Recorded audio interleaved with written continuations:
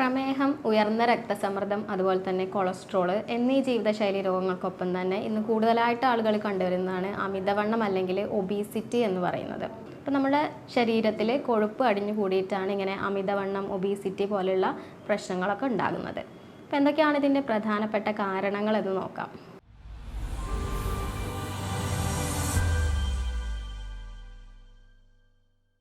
പ്രധാനമായും പാരമ്പര്യം ഒരു വളരെ വലിയൊരു ഫാക്ടറാണ്.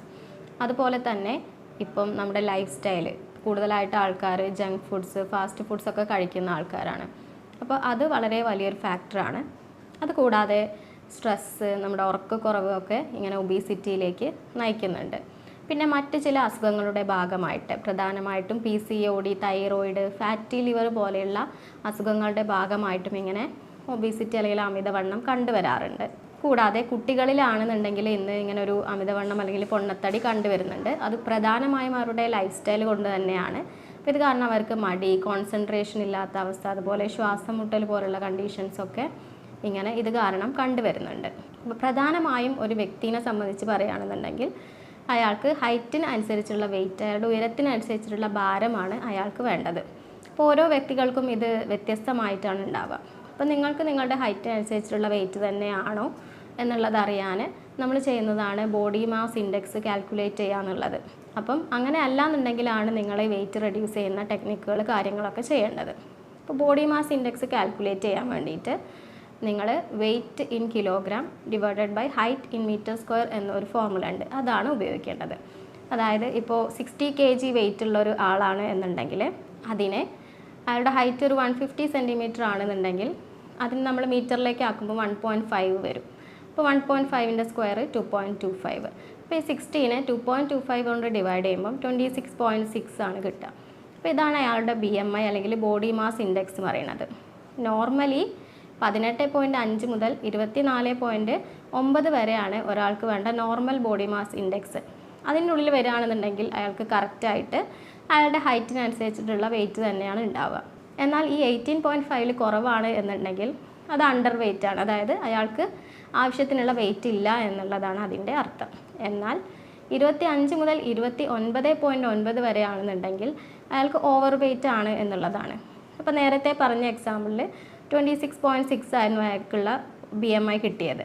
അപ്പോൾ അത് അയാളുടെ ഓവർ വെയിറ്റ് ആണ്. അപ്പോൾ അത് നോർമലിലേക്ക് കൊണ്ടുവരണം. എന്നാൽ 30 മുതൽ 34.9 വരെ വരികയാണെന്നുണ്ടെങ്കിൽ അത് ഒബീസിറ്റി അല്ലെങ്കിൽ പൊണ്ണത്തടിയുടെ ഗ്രേഡ് 1 ആണ്. 35 മുതൽ 39.9 വരെയാണെങ്കിൽ അത് ഒബീസിറ്റി ഗ്രേഡ് 2 ആണ്. എബവ് 40 മുകളിലാണെന്നുണ്ടെങ്കിൽ അത് ഗ്രേഡ് 3. അതിനെ നമ്മൾ മോർബിഡ് ഒബീസിറ്റി എന്നാണ് പറയുന്നത്. അപ്പോൾ ഈ ഒബീസിറ്റി നമുക്ക് റിവേഴ്സ് ചെയ്യാനും നോർമലിലേക്ക് കൊണ്ടുവരാനും കുറച്ച് ബുദ്ധിമുട്ടുള്ള ഒരു കാര്യമാണ്. പൊതുവേ പല ആൾക്കാരും പല ടെക്നിക്കുകളും പല ഡയറ്റുകളും ചെയ്തിട്ടാണ് ഇങ്ങനെ നോർമലിലേക്ക് അവരുടെ വെയിറ്റ് കുറയ്ക്കുന്നത്. അപ്പോൾ ഇതൊക്കെ ഹെൽത്തി ആയിട്ടുള്ളതാണോ? പൊതുവേ നമുക്ക് നമ്മുടെ ശരീരത്തിൽ 2 തരത്തിലുള്ള ഫാറ്റാണുള്ളത്. സബ്ക്യൂട്ടേനിയസ് ഫാറ്റ് എന്നും പറയും, വിസറൽ ഫാറ്റ് എന്നും പറയും. നമ്മുടെ സ്കിന്നിൻ്റെ അടിയിലൊക്കെ കാണുന്ന ഫാറ്റാണ് സബ്ക്യൂട്ടേനിയസ് ഫാറ്റ്. എന്നാൽ വിസറൽ ഫാറ്റാണ് നമ്മുടെ ആന്തരിക അവയവങ്ങൾ, ഇൻറ്റേർണൽ ഓർഗൻസിലും അതുപോലെ നമ്മുടെ വയറിലൊക്കെ അടിഞ്ഞു കൂടുന്നത് ഈ ഒരു വിസറൽ ഫാറ്റാണ്. അപ്പോൾ ഈ വിസറൽ ഫാറ്റ് കുറയ്ക്കുമ്പോഴാണ് നമുക്ക് ഈ അമിതവണ്ണത്തിനെയും പൊണ്ണത്തടീനെയൊക്കെ കൺട്രോൾ ചെയ്യാൻ പറ്റുന്നത്. അപ്പോൾ നിങ്ങൾക്ക് വിസറൽ ഫാറ്റ് അറിയാൻ വേണ്ടിയിട്ട് നിങ്ങളുടെ അംബിലിക്കസ് അല്ലെങ്കിൽ പൊക്കിളിന് ചുറ്റും ഒരു ടേപ്പ് വെച്ച് മെഷർ ചെയ്യുകയാണെന്നുണ്ടെങ്കിൽ അത് എബവ് 90 സെൻറ്റിമീറ്ററിൽ കൂടുതലാണ് എന്നുണ്ടെങ്കിൽ ഈ വിസറൽ ഫാറ്റ് കൂടുതലാണ് എന്നുള്ളതാണ് അതിൻ്റെ അർത്ഥം. ഈ പൊണ്ണത്തടിയുള്ള ആൾക്കാരിൽ കാണുന്ന പ്രധാനപ്പെട്ട ലക്ഷണങ്ങൾ എന്ന് പറയുന്നത് അവർക്ക് ശ്വാസം മുട്ടലുണ്ടാവാം, കിതപ്പ് ഉണ്ടാവാം, അതുപോലെ തന്നെ ക്ഷീണം, ഉറക്കക്കുറവ്, അങ്ങനെയുള്ള ലക്ഷണങ്ങളൊക്കെ കൂടുതലായിട്ട് കണ്ടുവരുന്നുണ്ട്. ഇനി എന്തുകൊണ്ടാണ് ചില ആളുകൾ എന്തൊക്കെ ചെയ്താലും ഫാറ്റ് ലോസ് ഉണ്ടാവാത്തത്? എന്തൊക്കെയാണ് അതിൻ്റെ കാരണങ്ങൾ? അവർ പല ഡയറ്റുകൾ എടുത്തിട്ടുണ്ടാവാം, പലതരത്തിലുള്ള എക്സസൈസുകൾ ചെയ്തിട്ടുണ്ടാവാം, എന്തൊക്കെ ചെയ്താലും അവർക്ക് ഫാറ്റ് ലോസ് ഉണ്ടാവുന്നില്ല. അപ്പോൾ എന്തൊക്കെയാണ് അതിൻ്റെ കാരണങ്ങൾ? പ്രധാനമായും നമ്മൾ വെയിറ്റ് ലോസ് എന്നുള്ളത് is equal to fat loss എന്നുള്ളതാണ്. അതായത് നമ്മുടെ ശരീരത്തിൽ മസിൽ ലോസ് ഉണ്ടാവാം, അതുപോലെ തന്നെ വാട്ടർ ലോസ്, അങ്ങനെയൊക്കെ വെയിറ്റ് കുറയാം. എന്നാൽ ഫാറ്റ് നഷ്ടപ്പെടുത്തി നമ്മൾ ഫാറ്റ് ബേൺ ചെയ്ത് വെയിറ്റ് കുറയ്ക്കുമ്പോഴാണ് ശരിയായിട്ടുള്ളൊരു വെയിറ്റ് റിഡക്ഷൻ ആയിട്ട് മാറുന്നത്. അപ്പോൾ ഇങ്ങനെ ഫാറ്റ് ലോസ് ഉണ്ടാവാത്തതിൻ്റെ പ്രധാനപ്പെട്ട അല്ലെങ്കിൽ അവർ ചെയ്യുന്ന തെറ്റുകൾ എന്തൊക്കെയാണെന്ന് വെച്ചാൽ പ്രധാനമായും അവർക്ക് മസിൽ ലോസ് ആണ് ഉണ്ടാകുന്നത്. അതായത് പ്രോട്ടീൻ ആയിരിക്കും അവരുടെ ശരീരത്തിൽ നിന്ന് നഷ്ടപ്പെടുന്നത്. നോർമലി ഒരാളുടെ ഒരു ദിവസത്തിലെടുത്ത് നോക്കുകയാണെന്നുണ്ടെങ്കിൽ 40% എനർജി കാർബോഹൈഡ്രേറ്റിൽ നിന്നും 30% പ്രോട്ടീനിൽ നിന്നും 30% ഫാറ്റിൽ നിന്നുമാണ് കിട്ടേണ്ടത്. എന്നാൽ അവർ പട്ടിണി കിടന്നൊക്കെയാണ് ഇങ്ങനെ വെയിറ്റ് കുറയ്ക്കണമെന്നുണ്ടെങ്കിൽ അവരുടെ പ്രോട്ടീനാണ് അവർക്ക് കൂടുതലായിട്ട് നഷ്ടപ്പെടുന്നത്. അവിടെ ഫാറ്റ് ബേൺ ചെയ്യുന്നില്ല, അങ്ങനെ ഫാറ്റ് ലോസ് ഉണ്ടാവുന്നില്ല.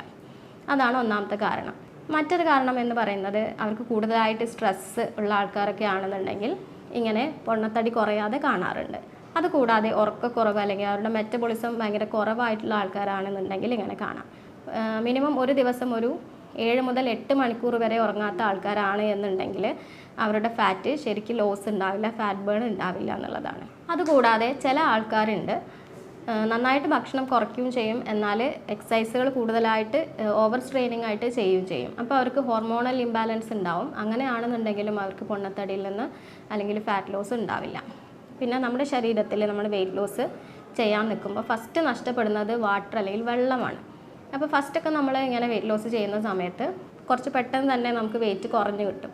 പക്ഷെ ഒരു പോയിൻ്റ് എത്തിക്കഴിഞ്ഞപ്പോൾ എന്തൊക്കെ ചെയ്താലും നമുക്ക് വെയിറ്റ് കുറയാത്തൊരു കണ്ടീഷൻ വരും. അതിനുള്ള കാരണം ഫസ്റ്റ് നമ്മുടെ ശരീരത്തിൽ നിന്നും വെള്ളം നഷ്ടപ്പെടുമ്പോൾ കുറച്ച് പെട്ടെന്നൊക്കെ വെയിറ്റ് കുറയും, പിന്നെയാണ് ഫാറ്റ് നഷ്ടപ്പെടുള്ളൂ. അപ്പോൾ ഫാറ്റ് ഇങ്ങനെ കുറഞ്ഞു വരാൻ കുറച്ച് സമയമെടുക്കും. അപ്പോൾ അതുകൊണ്ട് ചില ആൾക്കാർക്ക് ഇനി എന്ത് ചെയ്തിട്ട് കാര്യമില്ല, മടുത്തു എന്ന് പറഞ്ഞിരിക്കുന്നവരുണ്ട്. അപ്പോൾ നമ്മൾ എന്ത് ചെയ്യുകയാണെന്നുണ്ടെങ്കിലും അത് കൺസിസ്റ്റൻ്റ് ആയിട്ട് ചെയ്യാന്നുള്ളതും അതിൽ വളരെ ഇമ്പോർട്ടൻ്റ് ആയിട്ടുള്ള ഒരു കാര്യമാണ്. ഇനി പല ആൾക്കാരും ചോദിക്കാറുണ്ട് നമുക്ക് ഏതാണ് വെയിറ്റ് കുറയ്ക്കാൻ വേണ്ടിയിട്ട് ഏറ്റവും നല്ല മെത്തേഡ് എന്താണ്, ഏതാണ് ബെസ്റ്റ് മെത്തേഡ്, നമുക്ക് ഹെൽത്തി ആയിട്ട് എങ്ങനെ വെയിറ്റ് കുറയ്ക്കാം, മറ്റ് കോംപ്ലിക്കേഷൻസ് ഒന്നും ഇല്ലാതെ ഏത് മെത്തേഡാണ് നല്ലതെന്ന് ചോദിക്കാറുണ്ട്. എൻ്റെ ഒരു അഭിപ്രായത്തിൽ ഇൻ്റർമീഡിയറ്റ് ഫാസ്റ്റിംഗ് എന്ന് പറഞ്ഞൊരു മെത്തേഡ് ഉണ്ട്. അതാണ് ഏറ്റവും ബെസ്റ്റ് ആയിട്ടുള്ള മെത്തേഡ് എന്ന് പറയുന്നത്. ഇപ്പം ഭക്ഷണം ഒഴിവാക്കാൻ മടിയുള്ള ആൾക്കാരാണെങ്കിൽ, അല്ലെങ്കിൽ നിങ്ങൾക്ക് എന്തൊക്കെ ചെയ്തിട്ടും തടി കുറയുന്നില്ല എന്നുള്ള ആൾക്കാരൊക്കെ ആണെന്നുണ്ടെങ്കിലൊക്കെ ഈ മെത്തേഡ് വളരെ യൂസ്ഫുള്ളാണ്. അതുപോലെ തന്നെ ഇതിന് വേറെ കോംപ്ലിക്കേഷൻസോ വേറെ ബുദ്ധിമുട്ടുകളോ കാര്യങ്ങളൊന്നും നിങ്ങൾക്ക് ഉണ്ടാവുകയുമില്ല. അപ്പോൾ പല മെത്തേഡുകളും നിങ്ങൾ യൂസ് ചെയ്യുമ്പോൾ അത് ചിലപ്പം ഹെൽത്തി ആയിട്ടുള്ള മെത്തേഡ് ആവണമെന്നില്ല. നിങ്ങൾ ഒറ്റയടിക്ക് ഒരു മാസം കൊണ്ടൊക്കെ എബൌട്ട് 20 kg ഒക്കെ കുറയ്ക്കുന്നവരുണ്ടെങ്കിൽ അതൊരിക്കലും ഹെൽത്തി ആയിട്ടുള്ള മെത്തേഡ് ആവണമെന്നില്ല. ഈ ഒരു മെത്തേഡ് ഇൻവെൻറ്റ് ചെയ്തതിന് 2016 നോബൽ പ്രൈസ് കിട്ടിയിട്ടുണ്ട്. ഇതിൽ പ്രധാനമായും സംഭവിക്കുന്നത് എന്താണെന്ന് വെച്ചാൽ ഓട്ടോഫാജി എന്ന് പറഞ്ഞൊരു പ്രോസസ്സാണ്. അതായത് നമ്മുടെ ശരീരത്തിൽ ബാക്ടീരിയ, വൈറസൊക്കെ നമ്മുടെ ശരീരത്തിലേക്ക് എൻ്റർ ആകുമ്പോൾ ആ ഒരു ഇൻഫെക്ഷനൊക്കെ കഴിഞ്ഞാൽ നമ്മുടെ ശരീരത്തിൽ കുറേ ഡെഡ് സെൽസ് ഉണ്ടായിരിക്കും, മൃതകോശങ്ങളൊക്കെ ഉണ്ടാവും. അപ്പോൾ അതിനൊക്കെ പുറന്തള്ളുന്ന ഒരു പ്രോസസ്സാണ് ഓട്ടോഫാജി എന്നുള്ളത്. അതുപോലെ തന്നെ അടിഞ്ഞുകൂടി കിടക്കുന്ന കൊഴുപ്പ്, ആവശ്യമില്ലാത്ത കലോറികളൊക്കെ ഈ ഒരു പ്രോസസ്സിലൂടെ പുറന്തള്ളപ്പെടും. ഓട്ടോ മീൻസ് സെൽഫ് എന്നുള്ളതാണ്. ഫാജി എന്ന് പറയുമ്പോൾ to eat, the one who eat oneself, അതായത് സ്വയം ദഹിപ്പിക്കുക എന്നുള്ളൊരു അർത്ഥമാണ് അതിന് വരുന്നത്. അപ്പോൾ ഒരു 12 മണിക്കൂറെങ്കിലും നിങ്ങൾ ഫാസ്റ്റിംഗ് എടുത്താൽ മാത്രമേ ഈ ഒരു പ്രോസസ്സ് സ്റ്റാർട്ട് ആവുകയുള്ളൂ. ഒരു 16 മണിക്കൂറിൽ ഈ പ്രോസസ്സ് നിൽക്കുകയും ചെയ്യും. അപ്പോൾ ഇൻ്റർമീഡിയറ്റ് ഫാസ്റ്റിങ്ങിൽ എങ്ങനെയാണ് വരുന്നതെന്ന് വെച്ചാൽ 16:8 എന്നുള്ളൊരു റേഷ്യോയിലാണ്. അതായത് 16 മണിക്കൂർ നിങ്ങൾ ഫാസ്റ്റിംഗ് ചെയ്യുക, ഒന്നും കഴിക്കാതെ ഇരിക്കുക, 8 മണിക്കൂർ മാത്രം ഭക്ഷണം കഴിക്കുക.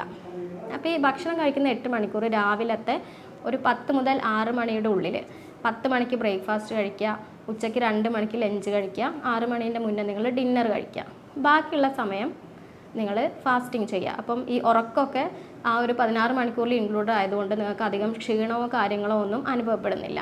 പിന്നെ പിറ്റേ ദിവസം രാവിലെ 10 മണിക്ക് വീണ്ടും ബ്രേക്ക്ഫാസ്റ്റ് കഴിക്കുക എന്നുള്ള രീതിയിലാണ്. ഈ ഫാസ്റ്റിങ്ങിൻ്റെ സമയത്ത് നിങ്ങൾക്ക് വെള്ളമൊക്കെ കുടിക്കാവുന്നതാണ്, അതിനൊന്നും റെസ്ട്രിക്ഷൻസ് ഇല്ല. അപ്പോൾ അങ്ങനെയാണ് നമ്മൾ ഈ ഒരു മെത്തേഡ് ചെയ്യുന്നത്. പക്ഷേ സ്ത്രീകളിലാണ് എന്നുണ്ടെങ്കിൽ 14:10 എന്നുള്ളൊരു റേഷ്യോ ആണ് ഒന്നുകൂടെ നല്ലത്. കാരണം അവർക്ക് ഹോർമോണിൻ്റെ പ്രശ്നങ്ങളൊക്കെ വരാൻ സാധ്യതയുള്ളത് കൊണ്ട് 14 മണിക്കൂർ ഫാസ്റ്റിംഗ് ചെയ്യുക, 10 മണിക്കൂർ അവർക്ക് 3 നേരമായിട്ട് ഭക്ഷണം കഴിക്കുക എന്നുള്ളതാണ് ഒന്നുകൂടെ നല്ലത്. ഇപ്പോൾ രാവിലെ 7 മുതൽ വൈകിട്ട് 5 വരെ ആ ഒരു കഴിക്കുന്ന ആ ഒരു പീരീഡ് അങ്ങനെ സെറ്റ് ചെയ്യാം. രാവിലെ 7 മണിക്ക് ബ്രേക്ക്ഫാസ്റ്റ് കഴിക്കുക, ഉച്ചയ്ക്ക് 1 മണിക്ക് അവർക്ക് ലഞ്ച് കഴിക്കാം, 5 മണീൻ്റെ മുന്നേ ഡിന്നർ കഴിക്കുക എന്നുള്ള രീതിയിൽ സെറ്റ് ചെയ്യാം. ഇനി രാവിലെ നേരത്തെ എണീക്കുന്ന ആൾക്കാരാണ് എന്നുണ്ടെങ്കിൽ 7 to 3 മണി വരെയൊക്കെ ഭക്ഷണം കഴിക്കുന്ന രീതിയിൽ ചെയ്തിട്ട് ബാക്കിയുള്ള സമയം മൊത്തം ഫാസ്റ്റിംഗ് ചെയ്യാം. അപ്പം നിങ്ങൾ ഫസ്റ്റ് സ്റ്റാർട്ട് ചെയ്യുമ്പോൾ തന്നെ 16 hours ഒന്നും ചിലപ്പോൾ ഫാസ്റ്റിംഗ് ചെയ്യാൻ കഴിയണമെന്നില്ല. അങ്ങനെയുള്ള ആൾക്കാർ ഫസ്റ്റ് 12 hours 12:12 എന്നുള്ള റേഷ്യോയിൽ ചെയ്യാം. 12 hours നിങ്ങളൊന്നും കഴിക്കാതിരിക്കുക, 12 മണിക്കൂർ ഭക്ഷണം കഴിക്കുക എന്നുള്ള രീതിയിലും ചെയ്യാവുന്നതാണ്. പിന്നെ ഈ 12 എന്നുള്ളത് 13, 14, 16 അങ്ങനെ കൂട്ടി ഫാസ്റ്റിംഗ് മാക്സിമം 16 hours വരെ എത്തിക്കാവുന്നതാണ്. ഈ 8 മണിക്കൂർ നിങ്ങൾ എന്ത് കഴിക്കുന്നു എന്നുള്ളത് വളരെയധികം ഇമ്പോർട്ടൻ്റ് ആണ്. ഇപ്പോൾ നിങ്ങൾ 16 മണിക്കൂർ ഫാസ്റ്റിംഗ് ചെയ്ത് ഒന്നും കഴിക്കാതിരുന്ന് 8 മണിക്കൂർ നിങ്ങൾ വാരി വലിച്ച് പുറത്തുനിന്നുള്ള ഭക്ഷണങ്ങളും ജങ്ക് ഫുഡ്സും ഫാസ്റ്റ് ഫുഡ്സും ഒക്കെ വാരി വലിച്ച് കഴിക്കുകയാണെന്നുണ്ടെങ്കിൽ ഈ 16 മണിക്കൂർ ഫാസ്റ്റിംഗ് ചെയ്തതിന് ഒരു ഇഫക്റ്റ് ഉണ്ടാവില്ല. അപ്പോൾ നിങ്ങൾക്ക് എന്തൊക്കെയാണ് നിങ്ങൾ ഡയറ്റിൽ ഇൻക്ലൂഡ് ചെയ്യേണ്ടത് ഈ 8 മണിക്കൂറിൽ, എന്തൊക്കെയാണ് നിങ്ങൾക്ക് കഴിക്കാവുന്നത്, നിങ്ങൾക്ക് ന്യൂട്രീഷൻ്റെ കുറവൊന്നുമില്ലാതെ പോഷകാഹാര കുറവുകളൊന്നും വരാതെ എങ്ങനെ ഹെൽത്തി ആയിട്ട് ഈ ഡയറ്റ് എടുക്കാം എന്നുള്ളതാണ് പറയുന്നത്. അപ്പോൾ നിങ്ങൾ ഈ ഡയറ്റിൽ ഇൻക്ലൂഡ് ചെയ്യേണ്ട കാര്യങ്ങൾ, ഒന്നാമത്തത് ലീൻ പ്രോട്ടീൻ. അപ്പോൾ നിങ്ങൾക്ക് മുട്ട, ചിക്കൻ ബ്രസ്റ്റ്, അതുപോലെ തന്നെ മത്സ്യങ്ങൾ, അതൊക്കെ നിങ്ങൾക്ക് ഡയറ്റിൽ ഇൻക്ലൂഡ് ചെയ്യാവുന്നതാണ്. കൂടാതെ പൾസസ്, ചെറുപയർ, വൻപയറൊക്കെ നിങ്ങൾക്ക് പ്രോട്ടീന് വേണ്ടിയിട്ട് ഈ ഡയറ്റിൽ ഇൻക്ലൂഡ് ചെയ്യാം. അതുപോലെ തന്നെ നിങ്ങൾ നല്ല കൊഴുപ്പുകൾ കഴിക്കുക. ഇപ്പോൾ നിങ്ങൾ ഉപയോഗിക്കുന്ന പാം ഓയിൽ, സൺഫ്ലവർ ഓയിലൊക്കെ ചീത്ത കൊഴുപ്പാണുള്ളത്, അതൊക്കെ റിഫൈൻഡ് ആയിട്ടുള്ള ഓയിൽസാണ്. അപ്പോൾ അതിന് പകരം നിങ്ങൾ ഒലീവ് ഓയിൽ, വെളിച്ചെണ്ണ, ബട്ടർ, നെയ്യ് എന്നിവയൊക്കെ ഉപയോഗിക്കുകയാണെന്നുണ്ടെങ്കിൽ അതൊക്കെ നല്ല കൊഴുപ്പുകൾ നമ്മുടെ ശരീരത്തിൽ ഉണ്ടാക്കാൻ സഹായിക്കും. അതുപോലെ നിങ്ങൾ മത്സ്യങ്ങൾ, മത്തി, അയല പോലുള്ള മത്സ്യങ്ങളൊക്കെ ധാരാളമായിട്ട് ഭക്ഷണത്തിൽ ഉൾപ്പെടുത്തുക. കാരണം ഇതിലൊക്കെ ഒമേഗ 3 ഫാറ്റി ആസിഡ്സ് ഉണ്ട്, അതൊക്കെ ശരീരത്തിന് വളരെ നല്ലതാണ്. പിന്നെ അതുപോലെ തന്നെ നിങ്ങൾ ചിക്കൻ ആണെങ്കിലും ഫിഷ് ആണെങ്കിലും ഒക്കെ എടുക്കുന്ന സമയത്ത് അത് മാക്സിമം കറി വെച്ച് തന്നെ ഉപയോഗിക്കാൻ വേണ്ടി ശ്രമിക്കുക. അല്ലാതെ വറുത്ത് കഴിച്ചാൽ അതിലുള്ള നല്ല കൊഴുപ്പിൻ്റെ ആ ഒരു സ്ട്രക്ചർ മാറുകയും അത് നിങ്ങളുടെ ശരീരത്തിന് ഉപയോഗപ്രദമല്ലാത്ത രീതിയിൽ ആവുകയും ചെയ്യും. പിന്നെ നിങ്ങൾ വെജിറ്റബിൾസ് നന്നായിട്ട് കഴിക്കുക. വെജിറ്റബിൾസ് കഴിക്കുന്ന സമയത്ത് ലോ കാർബോഹൈഡ്രേറ്റ് ഉള്ള വെജിറ്റബിൾസ് ആണ് നിങ്ങൾ കഴിക്കേണ്ടത്. അതെന്ന് പറയുമ്പം ക്യാബേജ്, കോളിഫ്ലവർ, ബ്രൊക്കോളി, അതുപോലെ തന്നെ തക്കാളി, ഇലക്കറികൾ, ചീര, അതൊക്കെ നിങ്ങൾ ഭക്ഷണത്തിൽ നന്നായിട്ട് ഉൾപ്പെടുത്തുക. അതുപോലെ തന്നെ ഫ്രൂട്ട്സ് അല്ലെങ്കിൽ പഴങ്ങൾ, നിങ്ങൾ ലോ ഗ്ലൈസീമിക് ഇൻഡെക്സ് ഉള്ള പഴങ്ങൾ കഴിക്കുക. അതിൽ വരുന്നതാണ് നമ്മുടെ സിട്രസ് ഫ്രൂട്ട്സ്, അതായത് ഓറഞ്ച്, നാരങ്ങ, മുസമ്പി എന്നിവയൊക്കെ. അതുകൂടാതെ ആപ്പിൾ, പേരയ്ക്ക, തണ്ണിമത്തൻ എന്നിവയൊക്കെ നിങ്ങൾക്ക് ഭക്ഷണത്തിൽ ഉൾപ്പെടുത്താം. നിങ്ങളെപ്പോഴും കോംപ്ലക്സ് ആയിട്ടുള്ള കാർബോഹൈഡ്രേറ്റുകൾ ആണ് ഉപയോഗിക്കേണ്ടത്. സിമ്പിൾ കാർബോഹൈഡ്രേറ്റുകൾ ഒഴിവാക്കുക. സിമ്പിൾ കാർബോഹൈഡ്രേറ്റ് എന്ന് പറയുമ്പോൾ ഷുഗർ, അതുപോലെ കേക്ക്, സിറപ്പ്, അങ്ങനെയുള്ളതൊക്കെ ഒഴിവാക്കുക. കോംപ്ലക്സ് കാർബോഹൈഡ്രേറ്റുകൾ എന്ന് പറയുമ്പോൾ മെയിനായിട്ട് വരുന്നത് നമ്മുടെ ബ്രൗൺ റൈസ്, ഗ്രെയിൻസ്, അങ്ങനെയുള്ളതൊക്കെയാണ്. ഇത്രയും കാര്യങ്ങളൊക്കെ നിങ്ങൾ ഡയറ്റിൽ ഉൾപ്പെടുത്തുക. പിന്നെ പലർക്കുള്ളൊരു സംശയമാണ് ഈ ഫാസ്റ്റിങ്ങിൻ്റെ സമയത്ത് വെള്ളം കുടിക്കാൻ പറ്റുമോ എന്നുള്ളത്. ഫാസ്റ്റിങ്ങിൻ്റെ സമയത്ത് നിങ്ങൾക്ക് വെള്ളം കുടിക്കാം, ചായ, കോഫി, ഗ്രീൻ ടീ എന്നിവയൊക്കെ നിങ്ങൾക്ക് ഉപയോഗിക്കാവുന്നതാണ്. പക്ഷേ അതിൽ ഷുഗർ ഒഴിവാക്കുക എന്നുള്ളതാണ്. അതുപോലെ തന്നെ നിങ്ങൾ വെള്ളം കുടിക്കുക എന്ന് പറയുമ്പോൾ 25 കിലോ ഉള്ള ഒരാൾക്ക് 1 ലിറ്റർ വെള്ളമാണ് കുടിക്കേണ്ടത്. ഇപ്പോൾ നിങ്ങൾ 50 കിലോ ആണെങ്കിൽ 2 ലിറ്റർ വെള്ളം കുടിക്കുക. ആ രീതിയിലാണ് നിങ്ങൾ വെള്ളം കുടിക്കേണ്ടത്. അപ്പോൾ ഇത്രയൊക്കെയാണ് നിങ്ങൾ ഭക്ഷണത്തിൽ ഉൾപ്പെടുത്തേണ്ടത്. അതുപോലെ തന്നെ സിന്നമൺ ടീ അല്ലെങ്കിൽ കറുകപ്പട്ട ഇട്ട ചായയൊക്കെ കുടിച്ചാൽ നിങ്ങൾക്ക് ഫാറ്റ് ലോസ് പെട്ടെന്ന് എളുപ്പത്തിലാവുകയും ചെയ്യും. അതുപോലെ തന്നെ നിങ്ങൾക്ക് വിശപ്പ് അറിയാതെ അത് പോവുകയും ചെയ്യും. പിന്നെ വെജിറ്റബിൾ സൂപ്പ്, എല്ല് സൂപ്പ്, അതൊക്കെ ഭക്ഷണത്തിൽ ഉൾപ്പെടുത്തുക. കൂടാതെ കുക്കുംബർ ഇട്ട വെള്ളം മാത്രം നിങ്ങൾക്ക് കുടിച്ചാൽ അതൊക്കെ വളരെ നല്ലതായിട്ട് പറയപ്പെടുന്നുണ്ട്. ഇനി നിങ്ങൾ ഈ ഡയറ്റിൽ ഒഴിവാക്കേണ്ട കാര്യങ്ങൾ എന്തൊക്കെയാണ്? പ്രധാനമായിട്ടും മൈദ നിങ്ങൾ ഒഴിവാക്കുക എന്നുള്ളതാണ്. അതുപോലെ തന്നെ ഷുഗർ, അതായത് പഞ്ചസാര, അതൊക്കെ നിങ്ങൾ പരമാവധി ഭക്ഷണത്തിൽ കുറയ്ക്കുക. പിന്നെ പ്രോസസ്ഡ് ആയിട്ടുള്ള ഫുഡ്സ്, അതായത് നമ്മുടെ ബർഗർ, ബിസ്ക്കറ്റ്സ്, അതൊക്കെ പരമാവധി ഭക്ഷണത്തിൽ നിന്നും ഒഴിവാക്കുക. പിന്നെ ഓവറായിട്ട് വാരി വലിച്ച് കഴിക്കാതിരിക്കുക. 2 ബിരിയാണിയൊക്കെ ഒരുമിച്ച് കഴിക്കുക, അങ്ങനെയുള്ളതൊന്നും കൂടുതലായിട്ട് ഒഴിവാക്കുകയാണ് വേണ്ടത്. അതുപോലെ തന്നെ ചോക്ലേറ്റ്സ്, ഐസ്ക്രീം, ഫലൂദയൊക്കെ ഒരുപാട് കഴിക്കുന്നതൊക്കെ നിങ്ങൾ ഭക്ഷണത്തിൽ നിന്ന് ഒഴിവാക്കുക. പിന്നെ നേരത്തെ പറഞ്ഞതുപോലെ റിഫൈൻഡ് ആയിട്ടുള്ള ഓയിൽസ് ഭക്ഷണത്തിൽ നിന്ന് ഒഴിവാക്കുക. നല്ല കൊഴുപ്പുകൾ ഭക്ഷണത്തിൽ ഉൾപ്പെടുത്തുകയാണ് വേണ്ടത്. ഈ ഇൻ്റർമീഡിയറ്റ് ഫാസ്റ്റിംഗ് നമ്മൾ ഹെൽത്ത് മെയിൻറ്റെയിൻ ചെയ്യാൻ വേണ്ടിയിട്ടും ചെയ്യാറുണ്ട്, വെയിറ്റ് കുറയ്ക്കാൻ വേണ്ടിയിട്ടും ചെയ്യാറുണ്ട്. ഒരുപാട് ബെനഫിറ്റ്സ് ഇതിനുണ്ട്. അതായത് നിങ്ങൾക്ക് പ്രമേഹം, അതുപോലെ കൊളസ്ട്രോൾ, യൂറിക് ആസിഡ്, ഷുഗർ, ഇതൊക്കെ കുറയ്ക്കാൻ വേണ്ടിയിട്ടും, അതുപോലെ ഫാറ്റി ലിവറൊക്കെ അതിൻ്റെയൊക്കെ ഇൻറ്റൻസിറ്റി ഒക്കെ കുറയ്ക്കാൻ വേണ്ടിയിട്ട് നിങ്ങൾക്ക് ഇൻ്റർമീഡിയറ്റ് ഫാസ്റ്റിംഗ് നിങ്ങൾക്ക് ചെയ്യാവുന്നതാണ്. എന്നാൽ നമ്മൾ വെയിറ്റ് കുറയ്ക്കാൻ വേണ്ടി ഇത് ചെയ്യുന്ന സമയത്ത് നിങ്ങൾ ഇതിൻ്റെ കൂടെ തന്നെ എക്സസൈസും കൂടിയും ചെയ്യണം എന്നുള്ളതാണ്. അപ്പോൾ നോർമലി ഫാസ്റ്റിംഗ് ചെയ്യുന്നതിൻ്റെക്കാട്ടിലും ഇരട്ടി വേഗത്തിൽ നിങ്ങൾക്ക് എക്സസൈസും കൂടി ഇതിൻ്റെ ഒപ്പം ആഡ് ചെയ്യുകയാണെന്നുണ്ടെങ്കിൽ കുറച്ചും കൂടി ഇരട്ടി വേഗത്തിൽ നിങ്ങളുടെ വെയിറ്റ് കുറയും. അപ്പോൾ നിങ്ങൾ എപ്പോഴാണ് എക്സസൈസ് ചെയ്യേണ്ടത് എന്ന് ചോദിച്ചാൽ, നിങ്ങൾ ഭക്ഷണം രാവിലെയൊക്കെ ബ്രേക്ക്ഫാസ്റ്റ് കഴിക്കുന്നതിന് തൊട്ട് മുന്നേ നിങ്ങൾക്ക് കഴിക്കാം. അപ്പോൾ ആ ഒരു ഇതിൻ്റെ ക്ഷീണം നിങ്ങൾക്ക് അങ്ങനെ അറിയില്ല. പിന്നെ കുറച്ച് കഴിയുമ്പോൾ നമ്മൾ ഫുഡ് കഴിക്കുന്നതുകൊണ്ട്, അല്ലെങ്കിൽ ഫുഡ് കഴിച്ചതിന് ശേഷമാണെന്നുണ്ടെങ്കിൽ ഫുഡ് കഴിച്ചൊരു 2 to 3 മണിക്കൂറിന് ശേഷം നിങ്ങൾക്ക് എക്സസൈസ് ചെയ്യാം. അപ്പോൾ നിങ്ങൾ ഫുഡിൽ കൂടുതൽ ഫാറ്റ് കുറച്ചിട്ട് പ്രോട്ടീനൊക്കെ കൂടുതലായിട്ട് ഉൾപ്പെടുത്താൻ വേണ്ടിയിട്ട് ശ്രമിക്കുക എന്നുള്ളതാണ്. ഇൻ്റർമീഡിയറ്റ് ഫാസ്റ്റിംഗ് ചെയ്യുമ്പോൾ ഇൻസുലിൻ കുറയും, അതുപോലെ ഹ്യൂമൻ ഗ്രോത്ത് ഹോർമോൺ കൂടുകയുമാണ് ചെയ്യുന്നത്. അപ്പോൾ നിങ്ങളുടെ മസിൽ ബേൺ ഒരിക്കലും ഉണ്ടാവില്ല, ഫാറ്റ് ബേൺ ആണ് സംഭവിക്കുന്നത്. അപ്പോൾ ഈ ഇൻ്റർമീഡിയറ്റ് ഫാസ്റ്റിംഗ് ചെയ്യാൻ പറ്റാത്ത ആരെങ്കിലും ഉണ്ടോ എന്ന് ചോദിച്ചാൽ, ഇത് പ്രധാനമായും 18 വയസ്സിന് താഴെയുള്ള കുട്ടികളൊന്നും ഇത്തരത്തിലുള്ള ഫാസ്റ്റിങ്ങുകൾ ചെയ്യാതിരിക്കുന്നതാണ് നല്ലത്. കാരണം 18 വയസ്സിന് താഴെ ബ്രെയിൻ ഡെവലപ്മെൻറ്റ് സംഭവിക്കുന്ന ആ ഒരു ടൈമാണ്. അപ്പോൾ ആ സമയത്ത് നമുക്ക് ഒരുപാട് ന്യൂട്രിയൻസും പോഷകാഹാരങ്ങളൊക്കെ നമുക്ക് ആവശ്യമാണ്. അപ്പോൾ ആ സമയത്ത് ഇങ്ങനെയുള്ള ഫാസ്റ്റിങ്ങുകളൊന്നും മാക്സിമം ചെയ്യാതിരിക്കുക. കൂടാതെ ഗർഭിണികളിൽ അതുപോലെ തന്നെ ബ്രസ്റ്റ് ഫീഡിങ് ചെയ്യുന്ന അമ്മമാരിലൊക്കെ ഇത് ഒഴിവാക്കുകയാണ് വേണ്ടത്. ഇനി പ്രഗ്നൻസിക്ക് ശ്രമിക്കുന്ന ആൾക്കാരാണെന്നുണ്ടെങ്കിലും ഇത് ഒന്ന് ഒഴിവാക്കുക.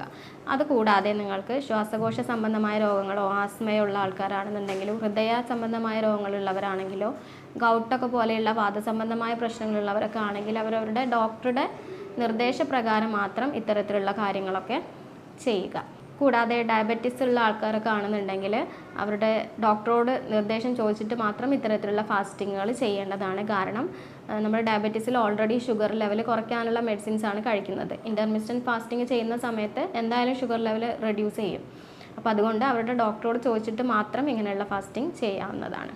അതുപോലെ തന്നെ പോഷകാഹാരക്കുറവുള്ള ആൾക്കാർ, അണ്ടർ വെയ്റ്റ് ആയിട്ടുള്ള ആൾക്കാരൊക്കെ ഈ ഫാസ്റ്റിംഗ് ഉപയോഗിക്കാതിരിക്കുന്നതാണ് നല്ലത്. അപ്പോൾ ഇതിൻ്റെ കലോറി ബേസ്ഡ് ഒക്കെ പറയുകയാണെന്നുണ്ടെങ്കിൽ നിങ്ങളൊരു പ്ലേറ്റിൻ്റെ അരഭാഗത്തോളം ഫ്രൂട്ട്സ്, വെജിറ്റബിൾസ് അതുപോലെ തന്നെ ഇലക്കറികളൊക്കെ ഫില്ല് ചെയ്യുക. കാൽഭാഗത്തോളം പ്രോട്ടീനും കാൽഭാഗത്തോളം കോംപ്ലക്സ് കാർബോഹൈഡ്രേറ്റ്സുകളും ഫില്ല് ചെയ്യുക. ഇതാണ് ഐഡിയലായിട്ട് കഴിക്കേണ്ടത്.